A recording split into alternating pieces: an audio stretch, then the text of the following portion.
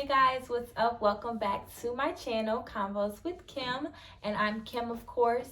So this is part 2 to the single season video. If you have not done so already, please watch part 1. I recommend watching it before you watch this one. So if you've clicked on this one before part 1, click out of this one and go watch part 1. It really will make more sense. But yeah, part 1 was talking about things that I recommend doing in your single season, things that have been helpful for me. I am not a therapist, I am not a life coach or anything like that. I always speak from experience, and I just want you guys to take that into consideration when watching my videos. The decisions you make are completely up to you, but I just like to be a help of some sort if I can, and share my experiences and my knowledge with you all when I can. So part 1 was basically talking about, like I said, my experiences in my single season and things I recommend. Part 2 will be about things that I don't recommend doing in your single season and things that are very common when people experience a breakup and a heartbreak and all those things, but they're just not healthy and they don't help with the process. I don't think they help with the process. So I'm just going to really talk about those things, share those things. I have four bullets that I'm going to talk about that I don't recommend doing in your single season. And let's see, I've done all 4, so let's just put that out there. And again, this video I'm making, I am a woman. I am always speaking from a woman perspective, but this video can be for male or female. It really doesn't matter. It doesn't matter your gender, your race, or anything like that. I really think anyone could relate to the things that I'm going to be talking about in this video, as well as in part 1 and majority of the videos that I make on here. They're not gender specified. I don't know the word. Okay, y'all, gender specified, that's what we're going to go with. Okay, so the very first thing I don't recommend doing is dwelling on your relationship. Now, in the last video, tip number 5, I spoke about really looking at your past relationships so that you can determine any patterns and look at any patterns that you notice amongst your partners and your relationships, and things like that. And I forgot to add this in that video. So 5 is to also take accountability for your actions. This is I know separate, but take accountability for your actions while evaluating the patterns and looking at the patterns of your exes and things like that. Evaluate where you went wrong and where you could have done things differently, because I think it's important to take accountability for where you mess up in relationships. It's not always on that person. So we have a part as well I'm speaking to myself, but whoever has a part as well to play in these relationships. It's not just on one person. So in the last video, if you watched that one, number 5, I talk about patterns. So just take what I just said and add that along to when you're looking at your past relationships and your past partners. Also look at yourself and how you were in that relationship and the parts you played in the relationship. Okay, so tip number 1, as I mentioned, was I do not recommend dwelling on your relationship. Yes, it's important to look at patterns and look at how that person was and things that kind of were rocky and things like that. But you don't want to dwell on the relationship. You don't want to spend a day, weeks, years thinking what you could have done differently, or just dwelling on the memories and things like that. That doesn't help. That actually hurts you more than it helps you. And it's just not healthy, okay? You don't want to dwell in a relationship, dwell on this person. We're not doing that, okay? Heal, go through it. You have to go through the emotions. You have to feel the emotions. Heal, move on, okay? Move on. The second one, which is very common in society and one that I'm very familiar with, is using substances to suppress your pain. I do not recommend using substances to suppress your pain. Substances can be drugs, pills, alcohol, things like that, to suppress your pain. Yes, heartbreaks. Yes, breakups, heartbreaks, whatever you want to call it, can be painful. Especially if this is someone you've been with for years, and this is maybe someone you have children with, someone who family you're very close with, whatever the situation may be, it can be painful. I completely understand. I completely agree. But I don't think that you should damage your body as a result of this. You shouldn't, go get drunk every day, drink alcohol more than you're drinking water, pop pills, just to feel numb to what you're dealing with and what you're going through, because it's a temporary pleasure. When you wake up in a few minutes or in an hour or the next day, you're going to still feel that. So I don't think that you should use these things to try to help feel the pain. Be intentional about it. Maybe talk to someone, maybe go see a therapist, read a book, pray. Things like this will actually help you, and it will help with the recovery process of the breakup and the healing process. But drinking and consuming all of these different pills and toxins and things like that, it doesn't help. And I really don't recommend doing it. I don't recommend doing it. So that's number 2. Number 3 is something that I've witnessed, okay? As I mentioned, I've witnessed and I've done these things. Stalking or lurking on your ex's page, Facebook, Instagram, Twitter, Snapchat, whatever.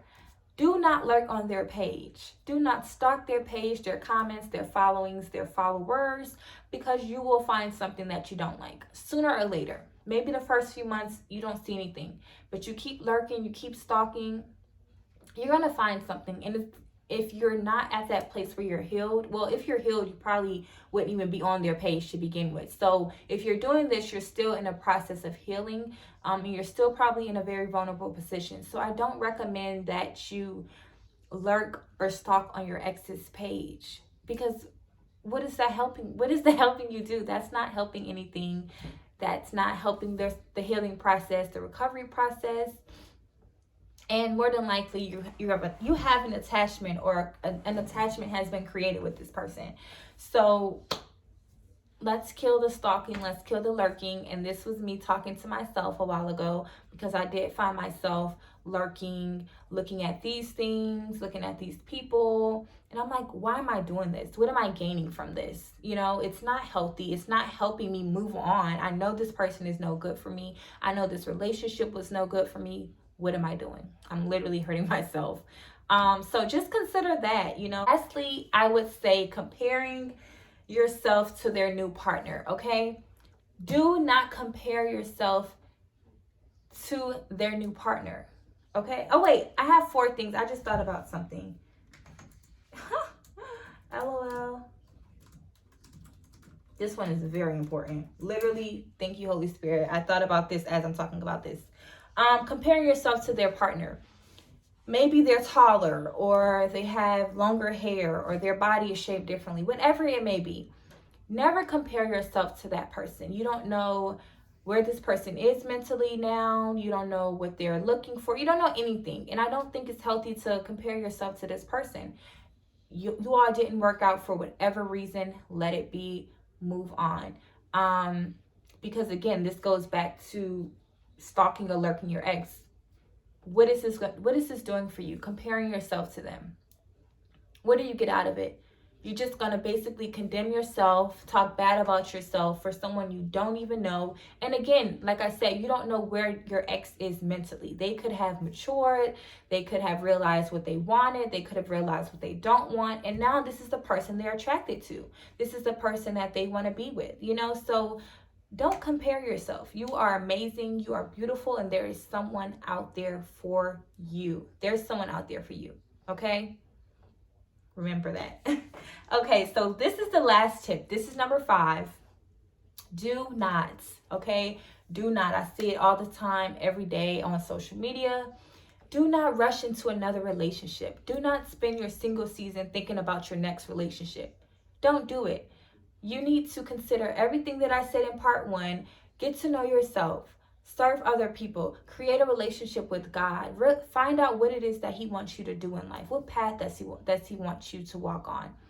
Don't spend every single day thinking about your wedding, or thinking about the person you're going to marry, how they're going to look, what they're going to smell like, where you're going to meet them. No, don't do that. And don't be so quick to jump into another relationship, because jumping into relationships doesn't deal with the hurt. It doesn't deal with your pain. It doesn't help the problems. You have to really dig deep and really find out what it is that what's hurting you, what's bothering you, what are you still attached to, what are the things that are still causing you to be resistant in areas, you know? So don't use this time thinking about another relationship. Of course, nothing's wrong with desiring to be in a relationship. I do it all the time. I desire to be in a relationship. I desire to be married. But this is not an every second, every day thought. You know, it's not consuming my daily thoughts. So I don't recommend jumping into another relationship. Because again, in the last video, I talked about when you're not healed, you bleed. When you're not healed, you bleed on other people. And then if you have two people that are hurt in a relationship, you're just creating more chaos and causing more chaos. So don't be so eager to jump into a relationship. Some people are single for a few months. Some people are single for a few years after they get out of a relationship. It just depends. It varies. But I don't recommend just jumping into relationships so that you're not alone, so that you have someone to be next to at night, so that you have someone to talk on the phone with. No, we're not doing that, okay? Call your friend, call your brother, call your sister. I don't know. Do something. Talk to the trees or something, but don't get into another relationship, especially if you're not healed and you know you're not healed and you know you're hurting and you know you're not over your ex. It's not fair to your new partner, and it's something that we really need to stop doing. So those are all the things that I want to share that you should not do in your single season. And as I mentioned in my last video, if there's anything that I discussed in this video that you want me to discuss further, I will be glad to discuss it further. Just comment it down below, and eventually I will elaborate more on each of the things that I mentioned, because I really, really want you guys to take heed to the things that I'm saying and the things that I'm talking about. I'm speaking from experience, and I really, really want someone to just take into consideration, because we got to start dating more wiser. We have to start being more wise about our decisions, about the people that we invite into our lives and the people that we give our time to. So thank you for watching this video. Thank you for tuning into this video. I'm not sure if this is going to be like a series, if I'm going to continue with other topics pertaining to relationships. I haven't decided yet, but please be sure to subscribe to my channel. Most of my content will be similar to this one. If not, I'm doing something with hair, with beauty. Yeah, so please be sure to subscribe. And if you like this video, give it a thumbs up. And comment down below. My social media pages are in the description box. So follow me on social media. I more than likely will follow you back if you have good content. Let's put that out there, because I'm very picky about the people I follow, because this is, now I'm just ranting, but if your content sucks, I'm not going to follow you back, because I don't want to see that when I get on social media, just being honest. But y'all, thank you for tuning in, and I will see you guys in my next video.